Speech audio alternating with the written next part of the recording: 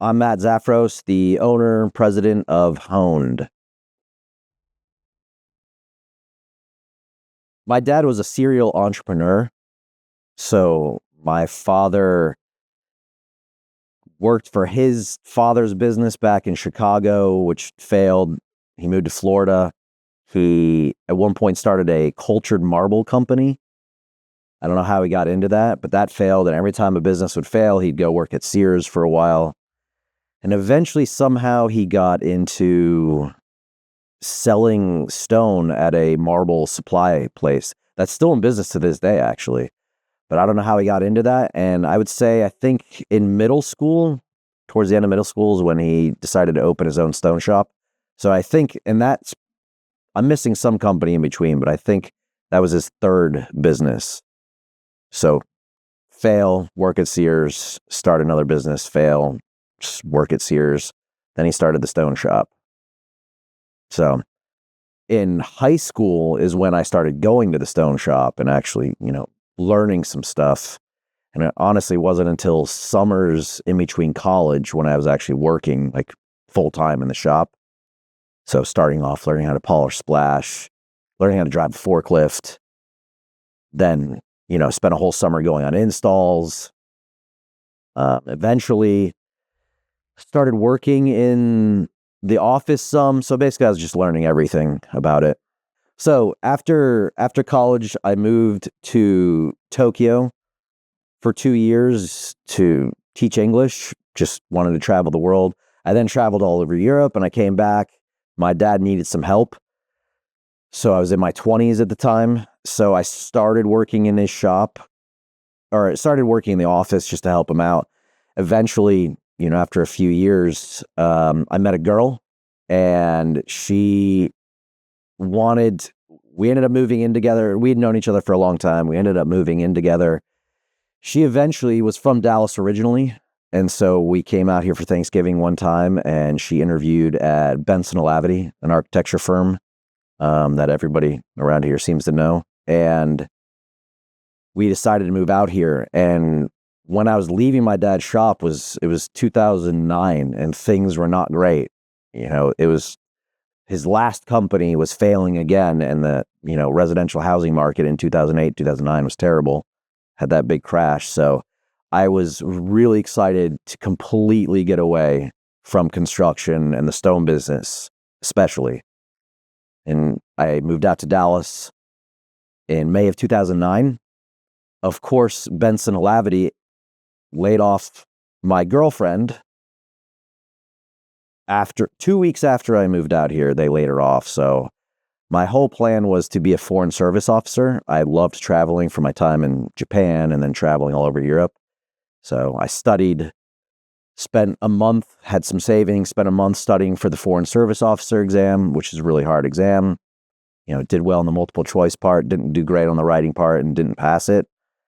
But at that point, my wife hadn't found a job, or girlfriend, who, yes, now is my wife, hadn't found a job, so I had to get a job. And obviously I knew stone, and European Marble Arts, a company up in Louisville, was lucky enough for me to walk in the door when they put an ad in, I think it was in Stone World magazine possibly. But I walked in, and how lucky are they that they got somebody who knew every single bit of the stone business already. So started working there for a while. European Marble Arts was mainly a residential stone company. Kind of different than what I was doing in Florida, because we really focused on high-end residential in Palm Beach and even in Orlando for golfers and whatnot. So I was used to that kind of level. This was more, customers would walk in the door, we'd get phone calls or whatnot, have to go to their house, measure, price it out.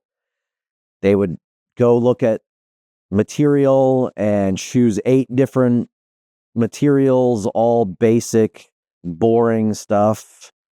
And I'd have to price out each material, which is so frustrating because each slab was like $700 a slab, $820 a slab. And I'd spend forever on literally a 1-slab kitchen. I would spend hours and hours and hours. And then eventually, somehow, the owner, got in touch with somebody who did somebody at Spectra Contract Flooring who wanted to start pricing countertops. And I opened a set of commercial drawings. And at the time I didn't realize I could just look at it on the computer. We'd open it up, I'd print it all out, and then I'd go through it. And I couldn't believe that I could literally sit there, go through drawings, see all the sizing, see what the material is, put an estimate together, and send that off. And I never had to leave the office. I didn't have to go to someone's house. I didn't have to schedule a time. I didn't have to spend forever measuring it. That I didn't have to spend all the time looking at a slab yard and then complaining about, oh, I don't like this little spot right here in the slab. Can we avoid that? I didn't have to do any of that stuff. And I literally fell in love with commercial when I was like, oh my gosh, I can price this job just sitting right here in 30 minutes. I mean, now some jobs I can price in 5 minutes. I've been doing it for so long. But that opened my mind a lot. Then eventually they sent a really big project called Deloitte University. This is probably, I guess, towards the end of 2009, 2010 or so. And I got it on a Friday and they wanted me to turn in a number by Monday. And I was like, okay. And when I printed out the drawings, it was a stack like this thick. I had never gone through a project like that in my life. And we took it back to the apartment we were staying in. Luckily, it had a big island. And I spent the entire weekend, I think I worked 16 hours Saturday and 16 hours Sunday, basically teaching myself how to read plans. Luckily, my girlfriend, soon-to-be wife, was an interior designer and could help me understand, sections, elevations, and all of that stuff. But this was a massive set of drawings for a humongous project. And after that weekend, I was almost done with the takeoff. And luckily I was able to buy myself some more time because it had, 30 different materials, half of which were from overseas, didn't have suppliers specified. So it was a serious undertaking. We ended up actually winning that job. And I'll never forget the first meeting we had on that job. And we didn't really have any money at that time. The first on-site meeting, I had to go to Walmart and buy my first pair of steel-toed boots because it was a requirement to get on the job site. And I think I paid like $30 for them. It was the cheapest pair I could find because, again, didn't have any money. But went to that job site. And then right after that, I say we didn't have money, but right after that was my wedding in Santorini, Greece in 2010, October 2010, where we spent every last penny we had and came back. I think we had $2 in our bank account. We had moved in with my mother-in-law to save money so we could spend it on the wedding. But we came back and then I had to start running that Deloitte project, which ended up being a $500,000 job, which is very high on the list of biggest jobs I've ever done, still to this day. And during the process of that, somebody I know that was a part of this project wanted to buy a stone shop. So they bought a stone shop. I secretly ran that stone shop to do part of the project while also working my other job and running that shop to do Deloitte because the project was too big for the one small shop I was working at.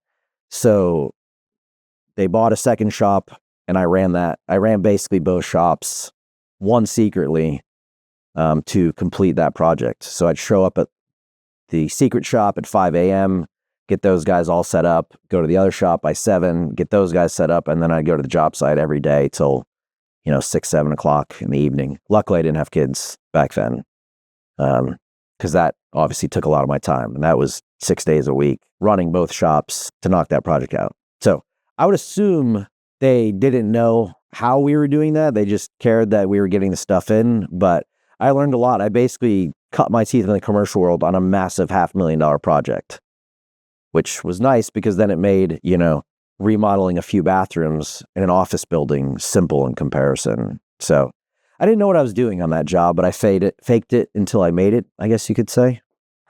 So I saw potential in this small shop. It was a small, crappy shop with a crappy saw that I was constantly having to fix. But eventually I because I had the ability to run my own shop completely, I told the owner of European Marble Arts that it was time for me to move on, and I went and started running that shop full time. Fortunate thing was we had just finished that huge Deloitte project, and I expected that I was running the shop and the field for this, but I didn't realize I also was supposed to be getting work. The owners of that company, because I wasn't an owner or anything, I was just supposed to run the shop. The owners of the company are like, hey, you need to go get work. And I'm like, go get work? How is that my responsibility? And so one of them is like, hey, there's this guy, Perry Pittman at Abstract Construction. Go talk to him. He's got some projects he'd like you to bid. So I went and talked to Perry Pittman, who a lot of people in DFW know. He's been around a long, long time. I talked to him and I started bidding projects to him, and I learned on my little laptop how to hold a scale ruler to my laptop in order to figure out sizes, because I didn't have an office. I couldn't just print out drawings every time. Bluebeam to me didn't exist back then. So that's how I would do it. I would literally hold a scale ruler up, put my zoom at, I think it was 63.7%. And if I put it at that percentage, I knew the scale would be accurate every time. Started doing takeoffs. We started winning some jobs. And once we started winning some jobs, I then had to go measure the jobs. Then we had a few guys then, so they would cut it, and then I would go help with the install. And then at night, I would bid some more work and do invoicing and pretty much every single step of the process. And eventually, Abstract Construction was the first company we started working with. Eventually, people, started talking about us. People would recommend us. I would do like tiny little crap jobs, any job we could get, basically. Hey, I guess we became known as the people that just got things done. Even then, things were really tough. Sometimes there wasn't money for payroll. So that went on for, trying to think how many years. 2016. I guess that was probably 2012 to mid 2016, really. I was working at that company. That company got to a point, because even though I knew the stone side was making money, there was still a flooring side of that company, and that flooring side used a lot of that money. And so it was a constant battle to get material. It was constantly poor Abstract. It was me constantly going to Abstract with my kids, because I started having kids and stuff. I'd go there with my kids, knowing that I just invoiced for a job the week before, but knowing also that the company had no money to make payroll that week. I would go to Abstract, with my son Oliver at the time, hoping I could convince them to write me a check, even though, commercial world is usually 45 to 60 days. We never had that kind of time. So I'd basically go begging for money on almost a weekly basis, because Abstract was really our only main customer at that time. The stone shop that I was running was, I thought, doing well. Like, I kept my own books. I had my Excel sheet going through with the costs and payroll, had everything in there. And I was constantly getting into battles with the owner about him saying the stone shop was losing money and not profitable, and showing him, yes, I understand I don't have all the overhead costs included in this, but there should be plenty of money in there. It eventually got to a point where it became like a regular thing to not have money for payroll. And I made sure, I guess I had 2 kids at this time when things were getting really bad, but I always made sure that whatever money we did have, we bought material with, because I didn't want to mess up any of the relationships I'd built, mainly with Abstract, but there were some other smaller GCs that we had won some work with. There's a couple hotel remodeling companies where we got some decent sized jobs. But I didn't want to let them down. And so when it came to either me getting a paycheck that week or buying one slab of Caesar stone that we needed for a project, I would always choose the Caesar stone for that project. And that obviously became a really big issue, having 2 kids at home and not bringing any money in. And it got worse and worse, to the point where it was just me and one employee, Oscar, who's still with me to this day. But me and Oscar, and I would go measure the jobs. We'd come back to the shop. I'd actually go pick up the slabs because we couldn't afford the $50 for a driver to bring the slabs, which still to this day I hate doing because I never felt comfortable strapping slabs down. And I always was scared when I was driving that one would just fall off, land on a car. Like I was scared to death of it, but I still had to do it. We would get the slabs at the shop. I would cut it. Oscar would fabricate it. And then him and I would go install it usually after 3:30, 4 o'clock because we were late because we didn't have the money to buy the material. So when we finally got the material, we needed to get the job done. And then we'd work till, 9 o'clock, 10 o'clock installing and go home. And Oscar stayed with me, even though he was also not getting paid. I always made sure he got paid before I did whenever we did have some money. But it got really rough.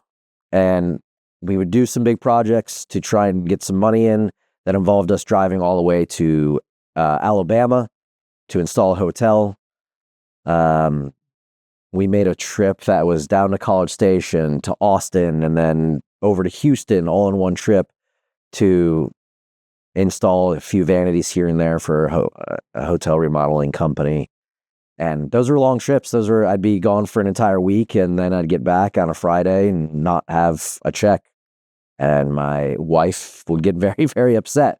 And I would always tell my wife, I'd always tell Jen that it's going to pay off. I'm building relationships. It'll pay off in the long run. And it got really, really hard to see it. So eventually, somehow somebody at Centerpoint Productions got my name. I think it was through Crosslink Construction. Pretty sure that's how it happened. Crosslink Construction knew of me and gave my name to Centerpoint. Centerpoint was doing a job in Midland, Texas. And Crosslink Construction is one of those GCs that likes to award countertops and millwork together.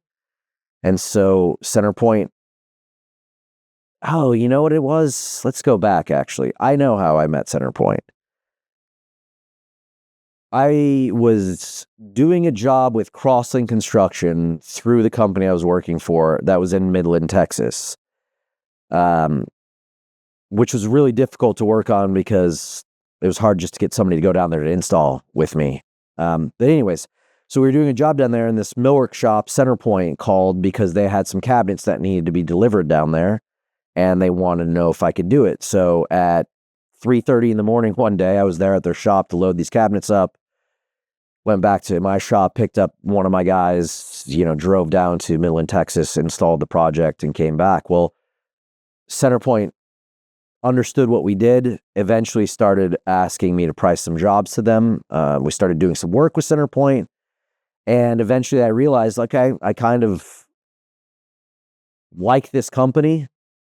They seem like they have potential. The owner of the company, David Horowitz, I got to know him. Again, it was sitting in Abstract's office, and it was sitting in David Horowitz's office on Fridays, just trying to get any money I could to make payroll that week. Eventually, I sat in David Horowitz's office enough that we developed a relationship.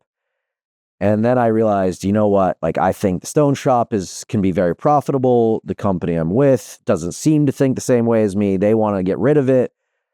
I needed to figure something out. So I asked David Horowitz if he wanted to be partners with me in a stone shop. And he didn't take that long to think about it, honestly. I think he understood the value of it because he was making money on it. And if I was making money on it, or the company I was with was making money on it, then there's got to be enough profit in there to make it a profitable business. So yeah, in 2016, we kind of took over the current shop we were in. We let the owner know that, hey, the employees we currently have, which eventually we had added one more. So I think we added two. We had 2 employees at that time. Oscar was still with me. We just took over the payroll and started running jobs. It was basically on a Tuesday. We told Oscar and Israel at the time, hey, Wednesday you officially start working for Honed Surfaces, was the name that I came up with for the company. So it started that fast, and we stayed in that shop. while looking for a building and looking for equipment and all of that. And so things were going well. We were picking up more work, um, added another employee. I was still running the saw, which took up a lot of my time, which was a problem because I couldn't get to all the bids we were working on. So I was happy though, because at least for the first time, and God, that's 2016. That's the first time I was getting a consistent paycheck since probably 2007. Because even my dad's shop was having issues, and so I wasn't taking on pay there. European Marble Arts ended up having issues towards the end with paying. Then the next company I was at, I was having issues paying. So, that was 8 years or so, 7, 8 years of never having a consistent paycheck. So I was just super excited. This is the first thing I was most excited about, was a consistent paycheck every week. Still wasn't very much because, we were a new business just starting off. Even though I'd already built up a customer base that was doing well between that customer base and then the customer base that Centerpoint had, we were able to really start picking up some better jobs and staying really busy, actually. So definitely had an issue finding a shop. Beginning of 2016, beginning of 2017, we bought all the equipment, which was a bridge saw, same bridge saw my father had, a fastback, which is an inline polishing machine, and a water recycling system, all from Park Industries, which is the only company my dad ever bought equipment from. They're American made. They're in Minnesota. By far, I think, the best stone equipment. So I made sure I was very clear, even though David really wanted to, take a look at other equipment. I was very clear it had to be Park Industries, because when I was 17 years old, they were able to teach me how to fix my dad's saw over the phone. And that was shocking to me because I didn't know anything about anything at 17. And they walked me through how to fix that saw multiple times. And from that point forward, I knew their customer service was worth it. So we got our saw in the beginning of 2017, but we still couldn't find a building. So we had to store it at Centerpoint's shop for a while. So that's where I met Pete, who is our superintendent now. He was there when we were unloading the equipment at Centerpoint. I think he was told by David just to help me out with anything I needed. So Pete was able to witness the excitement on my face. I'm sure I had some tears in my eyes with the equipment being unloaded, because I thinking about how proud my dad must be right now. Yeah, so then after that, we finally found a shop in September of 2017.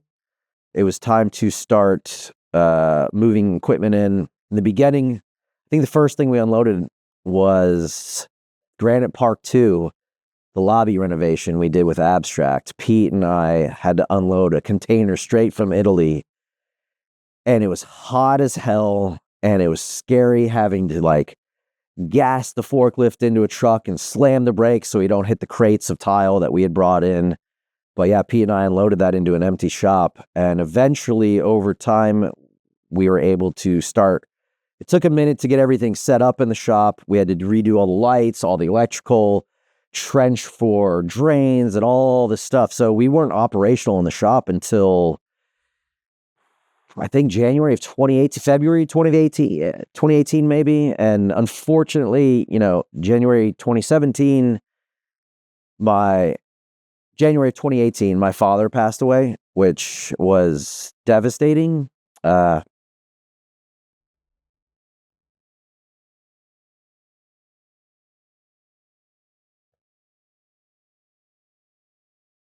Sorry.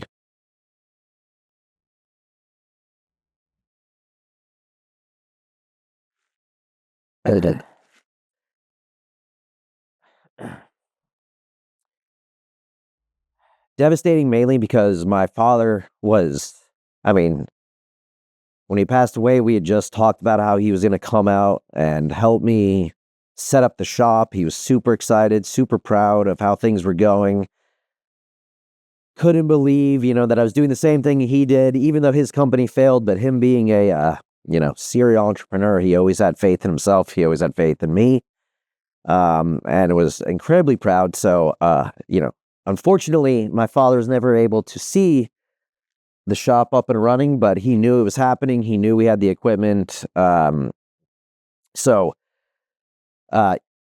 yes, eventually, I think by February of 2018, again, a little after my father passed away, we were up and running finally in the new shop, which I think changed everything for everybody. We were also used to running out of a shop that was just like a metal shed, basically, with a saw that, didn't even cut straight. I'm not sure how we fabricate. I'm not sure in that old shop how we were able to build relationships with people, and do such a good job that they stuck with us. But, I think even back then, the installs till 8 o'clock at night to make sure they were able to get their plumbing installed the next day. I think even back then in that old shop, I think people realized what we were capable of and could see how hard we all worked to make things happen. And granted, yes, we could have been faster. We were still always making sure that we got it done when it needed to be done. Eventually, once we got the new shop up and running with the new bridge saw that could cut faster and cleaner and better and cut miters instead of cutting miters by hand and all the things it could do, we were able to make promises to people and usually exceed those promises. We always wanted to be a shop that made sure the customer was the most important part of the whole process. And I think back when that shop, it was so hard to get anything done. I think, credit to Abstract for realizing that what we were doing to make things happen and make their projects, help them complete projects on time. I think they knew how hard it was for us, but that we still always made it happen. And I think Abstract gave me a great appreciation for what it means to work with a company that cares about their subs as much as the subs care about them. And I think that made it a lot easier to want to work our butts off to keep them happy. And I think they also helped me realize for sure that in the commercial world, what keeps your client happy is just doing what you say you're going to do. Whether it's installing it when you say you're going to install it, whether it's getting submittals to them when you say you're going to get submittals to them, all the simple things. It's just, communicating what you are going to do and then following through on it is the most basic thing. And back when it was just mainly Abstract that we were doing work for, that we learned a lot. We learned how to make that happen. And so once we got into the new shop and we're even more efficient, we started really making our clients even happier because we were turning around faster than we ever had, which was already fast, but then it became even faster. Then project managers, superintendents started leaving Abstract, going to different places, remembering how great we did, and slowly but surely started spreading, started bidding more. I stopped having to run the saw, which was really nice because I was able to get more bids done, which meant more work.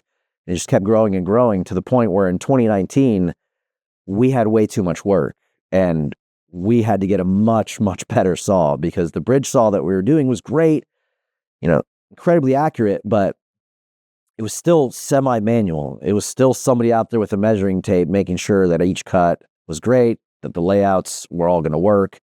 It just wasn't it wasn't efficient enough for us anymore because we were growing so fast. We were still performing, doing whatever it took to get projects done, but the saw just was really limiting us. And I'll never forget when I realized, wow, we really need to get a CNC saw. I'll never forget when the first saw I got it because it's the saw my dad had. And I was so proud that I was getting the same saw my dad had. But my older brother, who was also in the stone business with my father, was telling me in the very beginning, you need to get a CNC saw. And I was like, no, it's too much money. Plus, just having a good bridge saw, the Yukon will be great. That's all we need. And my brother's like, really think you're going to want a CNC saw? And he was right. After a year, we realized, gotta have a CNC saw. So we ended up getting the Saberjet XP that we have in end of 2019. think it was November or something like that.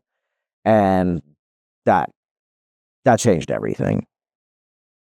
When we got the saw, I had to go up to get some training. My foreman came with me to get some training because we had to learn how to run this saw. So what used to all happen out in the shop, which is me basically drawing out on a piece of paper, this is how we need to cut the slab, handing it to our saw guy, and him taking it from there, turned into me having to actually draw all the pieces, take what heat measured in the field, and turn that into a CAD file that could then be processed on the saw. So I didn't know anything about CAD or AlphaCAM, the system it uses. I had to learn how to draw it, but then I had to learn how to toolpath it. Toolpathing is harder than it seems. The software does a lot of the work, but it's still time consuming to make sure it's not overcutting and going to mess things up. So what I knew was going to happen was the saw was going to make everything go faster. We were able to cut sinks, didn't have to cut those by hand, faucet holes, everything, miters, everything was automatic. You just push go on the saw, load the slab, push go. But what I didn't realize is all the time and effort that goes into cutting the saw that was previously out in the shop is now in the office.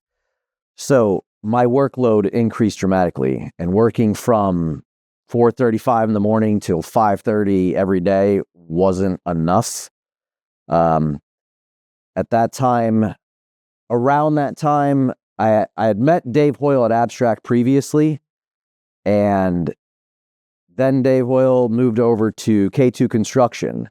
Well, I'd been wanting to work with K2 for a while. I'd heard about them, heard they did a lot of big jobs. A PM that I know, a superintendent I know had gone there and been telling me to go over there, but didn't make the leap. Well, when Dave Hoyle went over there, we started picking up some of their work. We started with his jobs because he only used us. But once K2 happened, it's like the floodgates opened. We started getting a lot of work from K2. Those PMs, those supers were going to other GCs and everything started blowing up. So running the saw became almost a full-time job. And so getting estimates done, toolpathing the saw, and getting all of that going was taking up way too much of my time. So over the years, I'd stayed in touch with Umberto, who I met at that first company in Louisville, European Marble Arts. We'd always talked about working together. He was at a company, a large high-end residential shop called Holland Marble. We had talked for a long time. Holland Marble got bought by somebody. The people managing it were doing a terrible job and everything was falling apart. So worked out perfectly. I needed somebody and I called Umberto. He was more than willing to come over and work with us. And it's probably my number one hire. I thought Pete was my number one hire, but then it ended up being Umberto just because Umberto is basically, it's every owner's dream to get someone that can do everything you can do. And that's what Umberto was. He was already running the same type of saw. He was already running a shop. He already understood production. He understood how to cut porcelain, which is perfect because he came in right before we did the Austin FC soccer stadium, which was, one of our largest projects we ever done, but it was all porcelain. So everything about the timing, it all worked out just perfectly for Umberto to join us. And I think 2020, towards the end of 2020 or so, is when that all happened. So from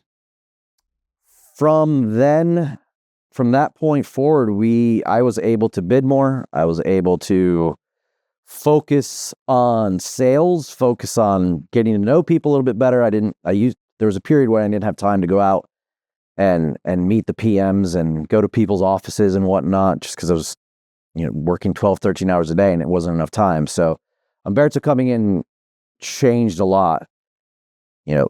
Pete got better and better and better. And then Pete and Umberto started working closer with each other, and it just lightened the load on me so much so that we could really start growing the company. So eventually since the beginning, Hone Surfaces had always been growing at a steady pace. Eventually, I realized that we had a lot of opportunities. We knew some people that went to DPR. We knew some people that went to these big GCs, and we didn't have an opportunity to go with them, and that bothered me. So in 2024 is when I realized it's time we need to make a change. Started talking with Dave, probably summer of 2024, Dave Hoyle, and slowly but surely we got a plan together. And then by the end of October, end of 2024, so around October, we were able to buy out my partner at the time, David Horowitz, and we technically closed Hone Surfaces and then opened Hone all in one day. A lot of GCs know, of course, we had to finish out Hone Surfaces jobs, but Dave Hoyle and I got together and started Honed LLC, technically, I guess is what it's called. So since we started Honed in October 2024, things have changed a lot. So Honed Surfaces was always a very efficient company. I mean, we do a lot of work for the number of guys we have in our shop, the number of guys we have in the office, and we basically have one field guy. And then, of course, our install crews. With what we were doing, we were already really efficient. A lot of stone shops think it's all about just adding more people instead of realizing you just need to be better at doing your job, honestly. And so with that efficiency, Dave Hoyle, when he came in, helped really up our efficiency game. Just our organization, our processes that we've put in place have made us more efficient. We've continued, I would bet most of the GCs we work with have always felt that we've always done exactly what we say we're going to do and have done everything really well with high quality. They'll always say that. But throughout all these years, there's been issues, there's been all sorts of problems going on, yet our GCs, our clients never know that. We've always stayed true to kind of the honed mantra. There's a few things we do all the time, on time, every time is kind of an easy way of saying it. We pride ourselves in never being late. I was just talking about it with Umberto the other day, just wondering, was there ever a job where we were late? And I know there has to be one, but no jobs came to mind.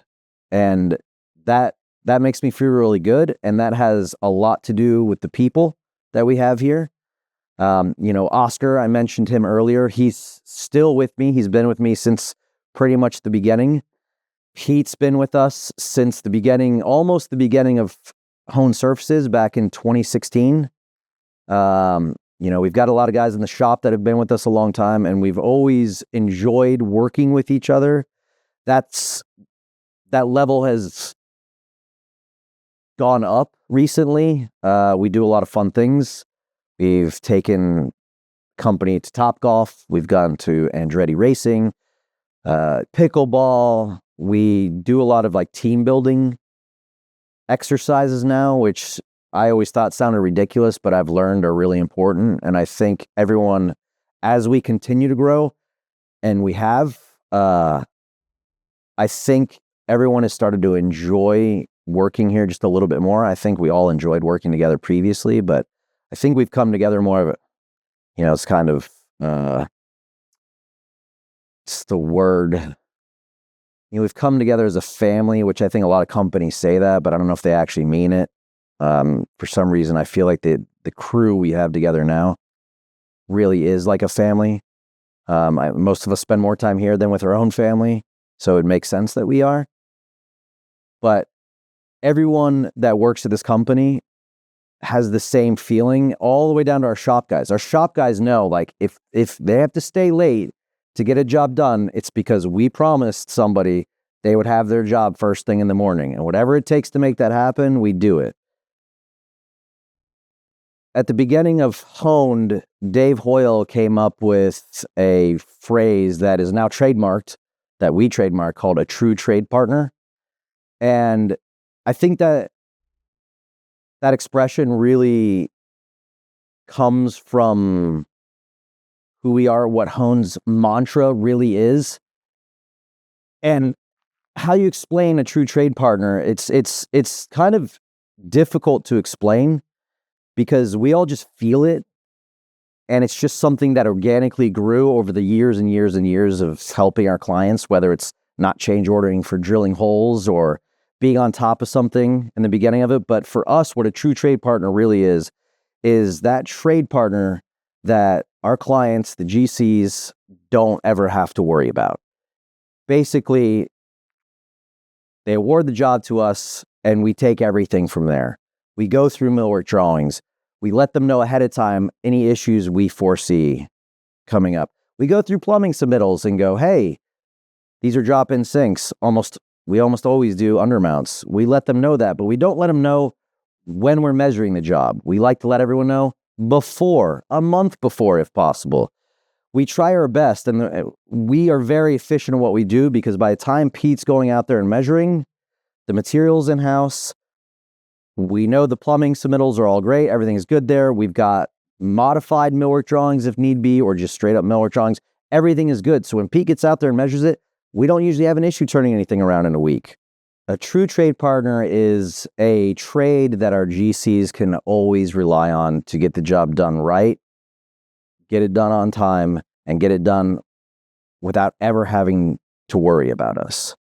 I think we've grown as a company mainly because GCs have learned over the many, many years that we've been doing this, that we're the one trade that if we're on a project, they know they never have to worry about us.